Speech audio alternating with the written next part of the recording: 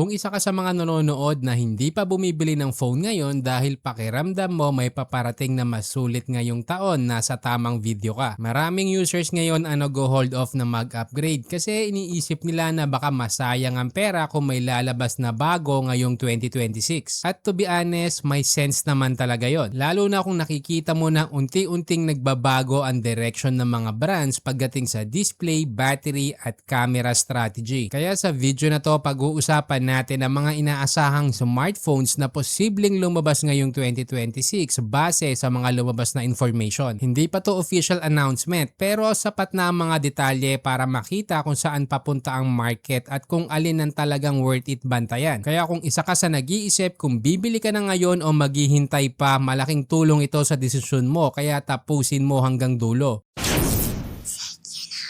Simulan natin sa mga phones na pinaka-safe at pinaka-predictable kasi mahalaga rin yan sa buyer psychology. Hindi kasi lahat gusto ng hype. Marami rin ang gusto lang nila ng stable at familiar sila sa unit. Unahin natin ang Samsung Galaxy A37 at A57. Kung susundin natin ang pattern ng Samsung sa mga nakaraang taon, hindi sila yung brand na biglang nagpapalit ng specs sa mid-range. Ang ginagawa kasi nila ay gradual refinement at mukhang ganun ulit ang direksyon nila ngayong 2026. Ang Galaxy A57 ay inaasahang magpapatuloy sa formula ng A56. Meaning may 50 megapixel main camera pa rin at ang interesting dito ay inaasahang Sony sensor ang gagamitin sa main shooter. Sa ilang regions, posibleng magpalit ng sensor depende sa supply. Pero overall, malinaw ang focus ay consistency at hindi spec flexing. May ultra-wide camera pa rin at macro para kumpleto ang setup. Sa harap, 12 megapixel selfie camera which is kadalasan ng ginagamit para sa Samsung A series. Well, kung titingnan mo talaga, hindi ito yung phone na mapapawaw ka sa specs kung yun lang ang basihan mo. Pero kung ang habol mo ay predictable performance, stable camera processing at long-term software support, ito pa rin talaga ang strength ng Samsung. Kung i-convert lang natin ng diretso, ang typical pricing ng series posibleng nasa around 22,000 hanggang 25k ang magiging price range nito sa Pilipinas. Pero malinaw na hindi pa yan final. Pero kadalasan naman at base sa experience natin, nagsisale yan sa online at nakukuha na lang ng 16 to 18k. Ang Galaxy A37 naman ay pang mass market. Parehong naka 50 megapixel main camera pero mas simple ang ultra-wide at overall camera setup. Same design language pa rin, vertical camera island, tatlong lente na nakalinya. Walang kakaiba pero para sa users na gusto ng Samsung experience na mas abot kaya, ito pa rin ang pinaka-logical choice. Sa direct conversion, posibleng pumasok ito sa 17,000 hanggang 19k range depende sa local pricing. After ng Samsung, dito na tayo papasok sa mas exciting at dito na rin nagiging mas aggressive ang competition. Ang Poco M8 series ay mukhang isa sa mga pinaka-interesting pagdating sa value. Kung meron kasing isang brand na consistent sa pagbigay ng specs na lagpas sa presyo, ang Poco yon. Ang Poco M8 Pro ang mas maraming dahilan para abangan. Inaasahang may 1.5K AMOLED display na may 120Hz refresh rate. Dagdag mo pa ang slim body at malaking 6,500 mAh battery. Malinaw na target nila ang mga users na gusto ng long usage at premium viewing experience. Sa performance side naman, inaasahang gagamit ito ng Snapdragon 7 series chipset. Hindi ito flagship pero more than enough na para sa daily use, multitasking at casual gaming. May 50 megapixel main at mukhang magbabalik na yung kanilang ultra-wide. Kung ganito ang mangyayari, malakas ulit ang Poco sa mid-range value category lalo na para sa mga wala pang budget mag-flagship pero gusto ng premium feel. Yung sinundan kasi nitong Poco M7 Pro ang naging best overall phone ng tech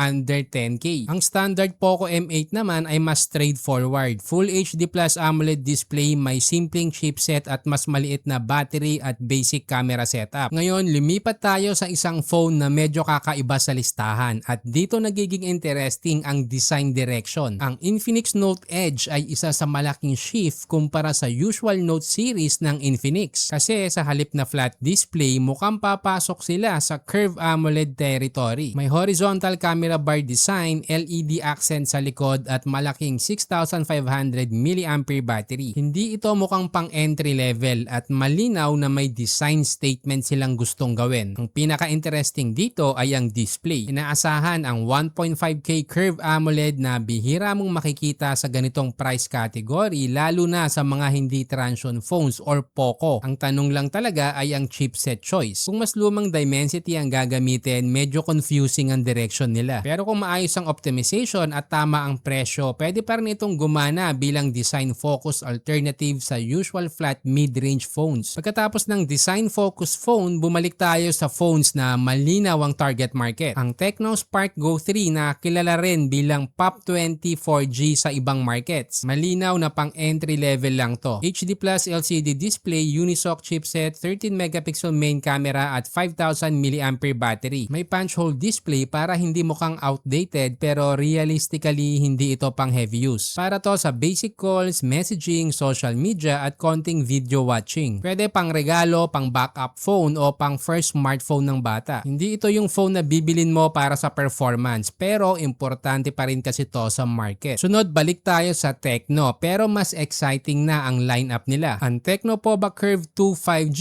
ay mukhang magfo-focus sa battery at screen experience. Inaasahang may 1.5K Curve AMOLED display na may 144Hz refresh rate at sobrang laki na 8,000 mAh battery. Kahit mananatili ang 45 watts charging, ang ganitong battery size ay malaking advantage para sa mga heavy user. May question mark ulit sa chipset choice, yan ang dapat nating abangan sa mga susunod na buwan. Pero kung tama ang optimization at pricing, ito ang magiging phone para sa ayaw ng laging nagcha-charge at gusto ng malaking screen para sa games at media consumption. Kung i-convert natin ang rumored price, posibleng pumasok ito sa around 10K hanggang 11K range. At kung mangyari yon, sobrang solid na value proposition ito. Panghuli sa listahan na yung Galaxy A07 5G. Malinaw na continuation ng entry-level 5G push ng Samsung. Ang inaasahang pinakamalaking upgrade dito ay ang 6,000 mAh battery na bihira sa ganitong klase ng phone. May Dimensity chipset, basic camera setup at 90Hz LCD display. Hindi ito phone na pang performance user pero kung gusto mo ng 5G connectivity at long battery life sa murang presyo, may market to. Isa sa mga nakikita namin ay yung mga delivery partner o rider. Sa direct conversion, posibleng nasa 8,000 hanggang 9,000 ang range nito. Depende sa final configuration. At wag din natin kalimutan yung sinundan nito na Galaxy A06 5G ay isa sa pinakamatagumpay at pinakamurang 5G phones sa online noong 2025. Kaya kung itutuloy ng Samsung yung parehong formula, mataas ang expectation kung ano ang pwedeng i-offer ng next model nila. Sa puntong ito, mahalagang ulitin na lahat na napag-usapan natin ay hindi pa official. Pwede pang magbago ang specs, presyo at release timeline bago ang actual launch. At lahat ng presyong nabanggit natin ay direct conversion lang, hindi final local pricing. Ngayon, ang tanong, bibili ka na ba ngayon o maghihintay pa? Well, kung ang phone mo ngayon ay hirap na sa daily use, mabilis malobat o hindi na updated, mas practical pa rin na bumili na ng available na nasa market ngayon. Pero kung nagagamit mo pa naman na maayos at kaya mo pang maghintay, mukhang exciting ang magiging labanan ng mga brands ngayong 2026. Ang tanong ko, alin sa mga phones na nabanggit ang pinaka-inaabangan mo? Comment mo lang sa baba. Yung mga recommended phones namin na available ngayon, nilagay na namin sa description para mas madali kang makapili kung bibili ka na. I-like mo na yung video kung nakatulong ito sa desisyon mo. I-share sa mga kaibigan mong nag-aantay din ng bagong phones at huwag kalimutang mag-subscribe para updated ka lagi sa Smart Buyer Guides natin.